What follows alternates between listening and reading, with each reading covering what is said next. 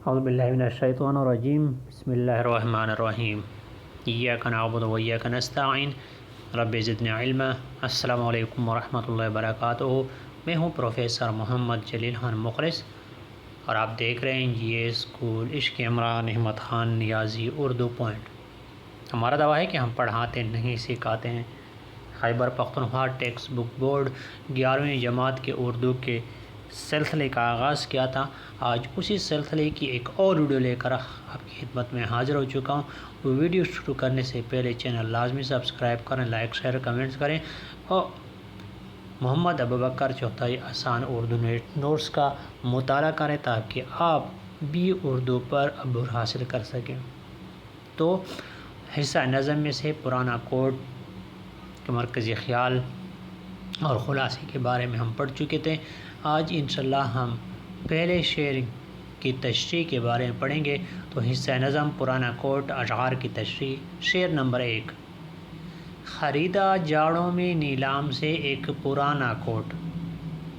شعر نمبر 1 ہے، خریدا جاڑوں میں نیلام سے ایک پرانا کوٹ، جو پٹ کے چل نہ سکے یہ نہیں ہے ایسا کوٹ۔ تو مشکل الفاظ دیکھنے پہلے، جاڑوں سخت سردی کو کہتے ہیں، جاڑا سخت سردی یعنی جس میں پتے جڑ جاتے ہیں، پت جڑ کا موسم۔ نیلام پرانی چیزوں کی دکان۔ تشریح۔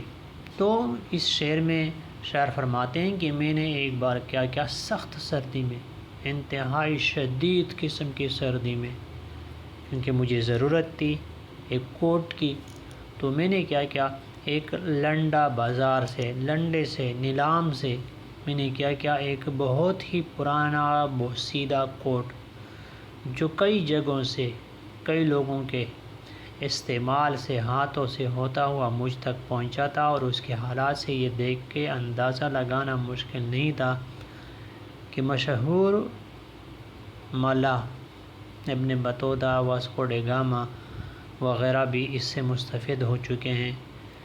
اساتذہ کرام کے ہاتھوں سے یہ ہوتا ہوا یہاں تک پہنچا ہے، اور اس کی نشانی یہ تھی کہ اس پہ جو تھے وہ مختلف رنگ کی سیاہی کے دبے لگے ہوئے تھے، داغ لگے ہوئے تھے، کہیں کہیں پہ چکنائی بھی لگی ہوئی تھی، جس سے یہ اندازہ لگانا بھی مشکل نہیں تھا کہ حلوائی بھی اس سے مستفید ہو چکا ہے۔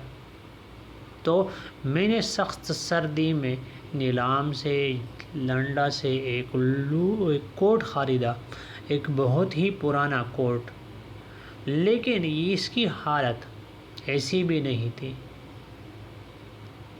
یہ اگرچہ پرانا تھا لیکن اس کی حالت ایسی بھی نہیں تھی کہ یہ کیا کر سکے، یعنی جاڑوں میں چل نہ سکے، یہ مجھے حرارت نہ دے سکے، مجھے یہ سردی سے نہ بچا سکے، یعنی ابھی بھی اس کے حالات ایسے تھے کہ یہ کسی کام آ سکتا تھا، سردی سے بچانے کے کام آ سکتا تھا، اگرچہ یہ جگہ جگہ پٹا ہوا تھا۔